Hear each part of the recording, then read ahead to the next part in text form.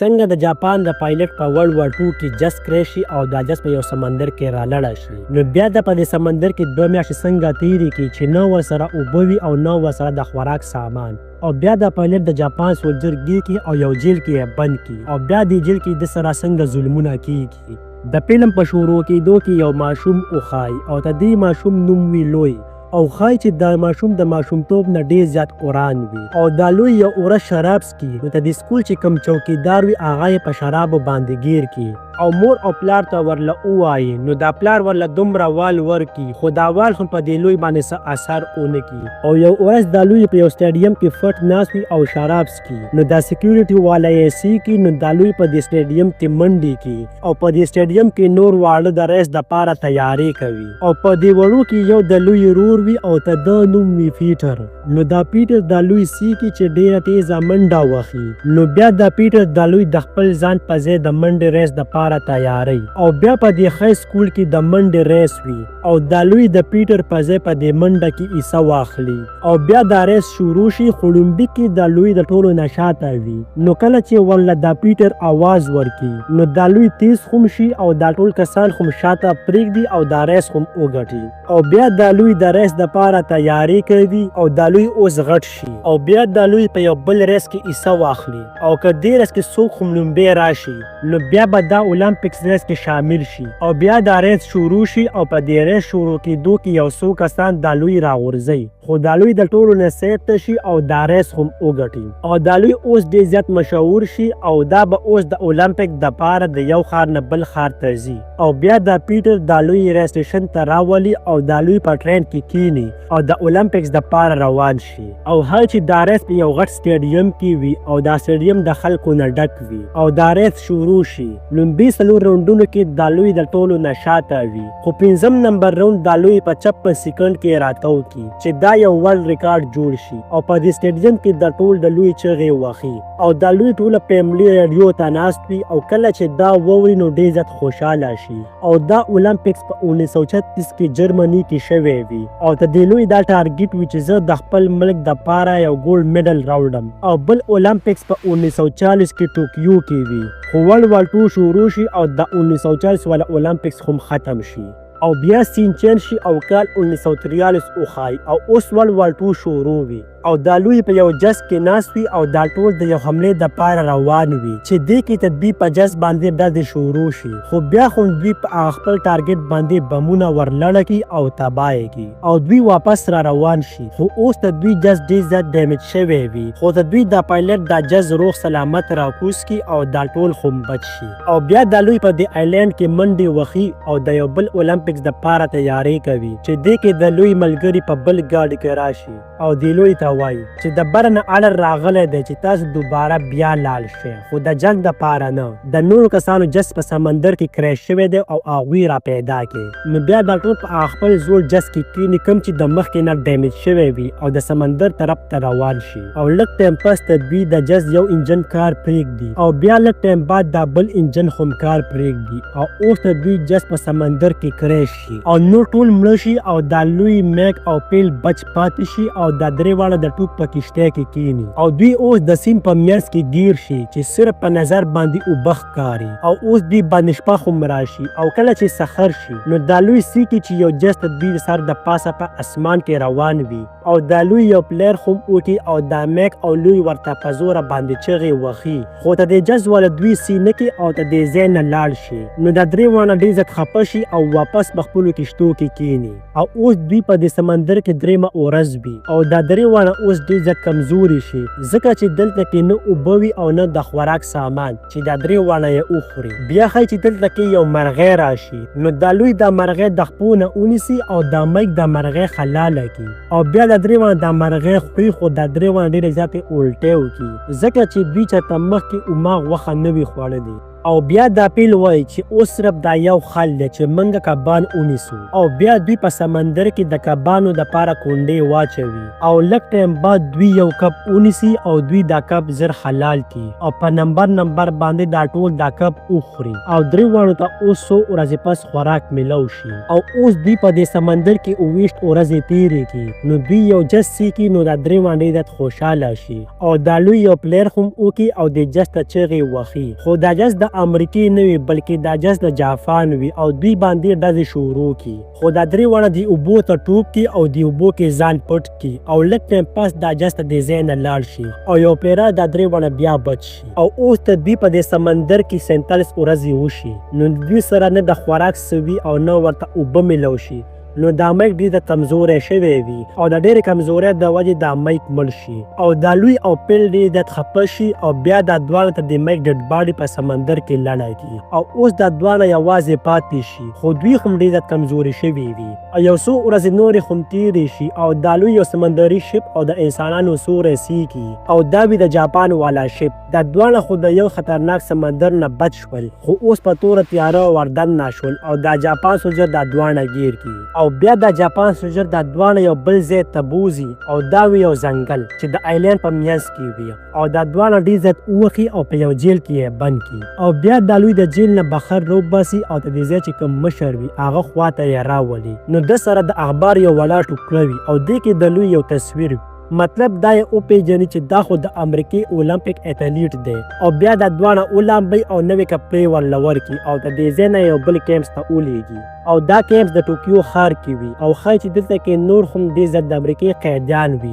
او بیا دا ټول قیدیان په یو قطار کې ودري او ته د کیمپ مشر راشي او ته د نوم وي ویټنابې او ښایي چې دا ډېر زیات خطرناک او د امریکې د خلکو نه ډېر زیات نفرت کوي او د ټولو قیدیانو سر ښکته کړی وي نو دا لوی د ویټنابې ته وګوري او دا هم دا لوی سیکي او خواته یې راشي او د لوی ته وایي چې شابه خپل سترګې زما سترګو ته نیغې کړه او دې کې دا ویټنابې په پوزه باندې ووخي او ډېر زیات یې ووخي او بیا ورته وایي چې ماته بیا داسې سترګې نیغې نه کړي او بیا د قیدیانو ته د ملاستې ځای وښایي او دا ځای ډېر زیات ګنده وي او بیا سخر شي او دا ټول قیدیان یو پیره بیا په قطار کې ودري او ته د کیمپ مشر ویټنابې راشي او د قیدیانو ته وایي چې په د قیدیانو کې یو قیدي دی چې د اسټرالیا دی هغه یو قیدي کم یو دی او یو قیدي پکې د اولمپیک ایتھلیټ دی هغه قیدي کم یو دی او بیا دا دواړه په کیمپس کې د منډې ریس باندې کړي خو دا لوی ډېر زیات کمزوری وي او ډېر زیات زخمي هم وي نو دا لوی دا ریس بیلي او د ویټنابې په خپو کې رالړه شي نو دا ویټنابې ورته وایي چې ته خو هېڅ سم نه نو ته به څنګه اولمپیک وګټې او ډېر زیات یې ووخي او دا ویټنابې د امریکې ټوله غوسه په دې لوی باندې وباسي او په دې کیمپس کې یو کس وي چې ته د جیل نه تښتي نو د ویټنابې ته پته ولګي او دا ویټنابې ورپسې د کمرې ته راشي او دومره یې ووخي چې د ګرځېدو نه یې هم وباسي او بیا دا لوی او نور قیدیان د کیمپس د لیټرین ګندګي بخر وباسي نو دا لوی د نورو قیدیانو ته وایي داسې ښکار چې د امریکې آرمي دې ځای ته هم راورسېده او زه به په دې ځای باندې حمله وکړي نو دا ویټنابې دا لوی د لرې ځای نه په خبرو باندې سیکي نو بیا دا ټول قیدیان د ملاسې دپاره خپل ځای ته راشي او کله چې نیمه شپه شي نو دا ویټنابې ته د قیدیانو ځای ته راشي او دا لوی راګیر کړي او داسې یې وخي او دومره یې ووخي چې دا ویټنابې په وهلو باندې ستړی شي او بیا په بله ورځ باندې د کیمپس ته د جاپان ریډیو والا راشي او د لوی ته وایي د امریکې آرمي ستا مور او پلار ته ویلي دي چې لوی په جنګ کې مړ شوی دی نو ته خپل مور او پلار سره خبرې کول غواړې او بیا دا لوی په د ټوکیو ښار کې ریډیو سنټر ته راولي او دا لوی په ریډیو باندې مور او پلار ته وایي چې زه د جاپان په یو کیمپس کې یم او زه دلته کې خوشحاله یم او نه راسره د کیمپس کې څه ظلمونه کیږي اصل کې دا لوی ورته دا دروغ ووایي او آخر کې ورته وایي میری کرسمس او دا لوی په جړا باندې شي او بیا د لوی له د جاپان یو افسر راشي او یو کاغذ ورکړي او ورته وایي په دې کاغذ چې کوم لیکل شوي دي دا ته په دې ریډیو باندې بیان کا خو دا لوی ورته وایي چې زه خپل ملک له دوکه نشم ورکولی اصل کې د کاغذ باندې د امریکې باره کې ډېرې زیاتې خرابې خبرې لیکلی شوي وي نو د افسر ورته یو پیره بیا ووایي د ستا نه چې کوم وروسته د امریکې سولجر ناست دي د دوی شانتې ښایسته زندګي به تم تېره کړي او که انکار وکړي نو نو تا به موږ دوباره هغه کیمپس ته ولیږو او دا لوی واپس هغه کیمپ ته ولیږي او دا ویټنابي ورته ولاړ وي او ویلکم ورته وکړي او دا ویټنابي دې لوی ته وایي چې ما ته یو ښه دوست جوړېدی شو خو زما د امریکې خلک ډېر زیات بدې شي او بیا دا ویټنابي دې لوی ته وایي چې زه به تاله اوس داسې سزا درکړم چې دنیا به یې یاد ساتي او دلته کې چې کوم قیدیان وي دا ویټنابي دې ټولو قیدیانو ته وایي چې یو قیدي به راځي او دا لوی به په مخ باندې په سوک واخلي خو یو قیدي خو ته د ویټنابي خبره ونه مني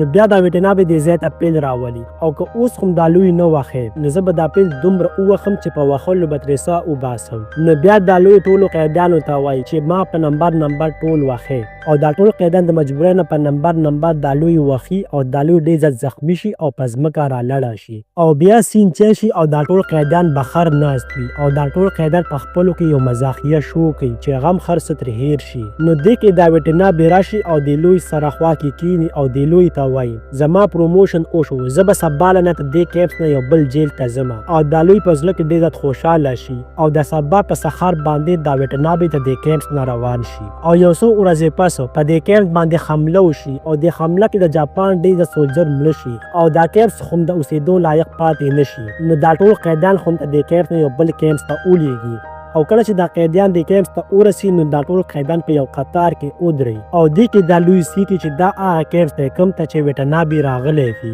او د دې لوی د خپونه ځمکه وتښتي او چې څنګه دا لوی رالاړه کېږي نو دا یو قیدي دا لوی ونیسي او واپس یې ودري لوی ته پته ولګي چې اوس به دا ویټنابي هم هغه ظلمونه ما سره بیا کوي او ښه چې دا کیمپس د هغه بل کیمپس نه ډېر زیات ګنده او خطرناک وي او دلته کې چې کوم هغه زاړه قیدیان وي هغه ټول دومره کمزوري وي خو بیا هم پرې کار کوي او دا ټول قیدیان په دې جیل کې د کویلي رستو کار کوي او یو ورځ دا لوی دا کویلا د یو ځای نه بل ځای ته وړي چې دې کې ول د شانه د جاپان سولجر دیکه ورکي او دا لوی د بار نه لاندې په ځمکه باندې رالاړه شي او ته دې لوی یو وخت په ډېره زیاته زخمي شي خو بیا هم لوی همت ونه بېلي او بیا په خپل کار کې لګیا شي او د کیمپ کې ډېره زیاته یخني وي او د قیدیانو له اوبه او روټۍ هم نه ورکوي نو دا لوی نور هم کمزوری شي او یو ورځ دا لوی کار کوي نو دا لوی ډېر زیات ستړی شي او ځان لږ دمه کوي نو دې کې یو سولجر راشي او دا لوی په زوره باندې د ویټنابي خوا ته بوځي او ورته وایي چې دا قیدي کار نه کوي او د ټول نه خطرناک او عجیبه منظر دا وي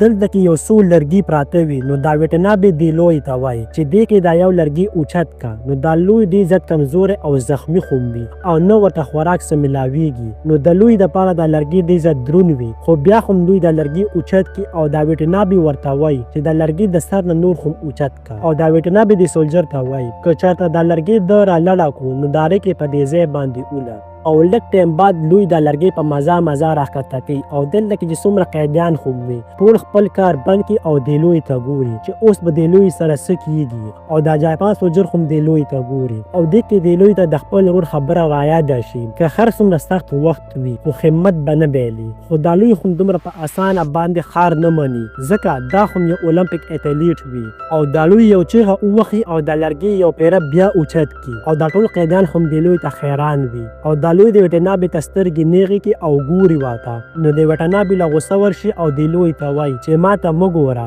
خو دا لوی د ویټنابي نه سترګې نه اخوا کوي او د ویټنابي په د لوی باندې رامنډه کړي او په والو پرې شروع کړي او دومره یې ووخي چې د لوی ته خپل مور پلار او ورور رایاد شي او دا ویټنابي دا لوی دومره ووخي چې په والو باندې دا ویټنابي ستړی شي او دا لوی اوس دومره زخمي شي چې د پاسېدو طاقت هم پکې نه وي او په دې ځای باندې اوده شي او شپه هم بخار په د یخنۍ کې تېره کړي او بیا یو څو ورځې پس دا ټول قیدیان یو ځای ته راټول کړي او ورته وایي چې تاسو ټول ډېر زیات څښا شوي یې تاسو له پکار دی چې مخامخ اوبو کې ولامبئ نو دا ټول قیدیان وایي بچې دا اخرنی ټایم دی کیدای شي چې ته د لامبا په بانه باندې موږ بوځي او په دې اوبو کې ولي او کله چې دا ټول قیدیان دې اوبو ته ورکوز شي نو ښایي چې یو جز را روان وي او کله چې دا جز رانږدې شي نو دا جز د امریکې وي نو دا ټول قیدیان ډېر زیات خوشحاله شي او په چغو باندې شي دې نه معلومه شي چې جنګ ختم شو ځکه خو د امریکې جز په جاپان کې ګرځي د څومره ټایم او څومره وخلو او سخت کارونو نه بعد دا ټول قیدیان آزاد شي او ښه چې د لوی د وټنابي کمرې طرف ته روان وي او د لوی ته د پاره ور روان وي د وټنابي کمرې ته